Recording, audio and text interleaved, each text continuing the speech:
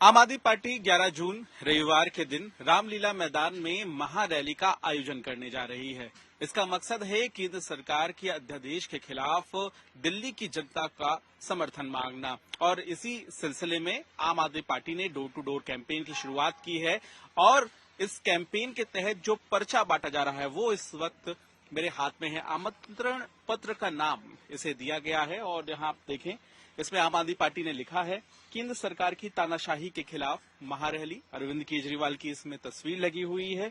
इसमें लिखा हुआ है रामलीला मैदान 11 जून रविवार सुबह 10 बजे आप सादर आमंत्रित हैं। तो आम आदमी पार्टी दिल्ली की जनता को ये आमंत्रण पत्र दे रही है, लेकिन आमंत्रण पत्र के साथ साथ क्या कुछ संदेश भी आम आदमी पार्टी की तरफ से दिया जा रहा है और इस संदेश में प्रहार किया जा रहा है केंद्र की मोदी सरकार पर। क्या कुछ बातें लिखी गई हैं उसके बारे में भी हम आपको बताते हैं और दिखाते हैं कि इस आमंत्रण पत्र के ठीक पीछे किस तरह से आक्रमण किया गया है बीजेपी सरकार पर। और देखिए यहाँ पे सबसे पहले ये भी लिखा हुआ है कि केंद्र सरकार का जो अध्यादेश आया है उस अध्यादेश के बाद क्या कुछ राजनीति में बदलाव हुए हैं।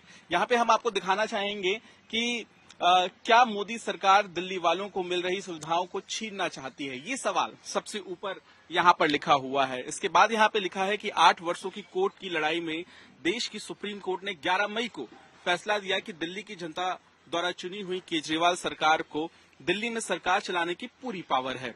सुप्रीम कोर्ट ने कहा कि अफसरों से काम करवाने की, जो अफसर काम ना करे उसके खिलाफ एक्शन लेने की और उनका ट्रांसफर करने की पावर अब केजरीवाल सरकार की है। इसके बाद आम आदमी पार्टी ने इस पर्चे में लिखा है कि सुप्रीम कोर्ट का आदेश आने के ठीक एक हफ्ते बाद 19 मई को मोदी सरकार ने एक अध्यादेश जारी कर सुप्रीम कोर्ट के फैसले को पलट दिया और कहा कि चाहे जनता ने केजरीवाल को वोट दिया हो, दिल्ली को तो बीजेपी के एलजी ही चलाएंगे। मोदी जी ने सुप्रीम कोर्ट के द्वारा केजरीवाल सरकार को दी गई सारी शक्तियां छीन ली। ये बातें शुरुआत में इसमें लिखी हुई, लेकिन यहाँ पर लड़ाई है पावर के साथ साथ कामकाज को लेकर भी, क्योंकि दिल्ली सरकार ये कहती आई है कि तमाम मुश्किलों के बावजूद भी वो अपने काम को अंजाम देते रही है। गैर संवैधानिक तरीकों से दिल्ली सरकार पर आखिर क्यों कब्जा करना चाहती है बीजेपी पर कब्जा करने का आरोप यहाँ पर लगाया गया है आम आदमी पार्टी की तरफ से। और यहाँ पर 5 बातें लिखी हुई हैं। पहली बात यह है कि केजरीवाल जी ने शिक्षा और स्वास्थ्य के क्षेत्र में अभूतपूर्व शानदार काम किए हैं। इससे पूरे देश में केजरीवाल जी की खूब ख्याति हुई है। क्या मोदी जी केजरीवाल सरकार के इन काम को रोकना चाहते हैं? दूसरा जिक्र किया गया है मुफ्त बिजली, पानी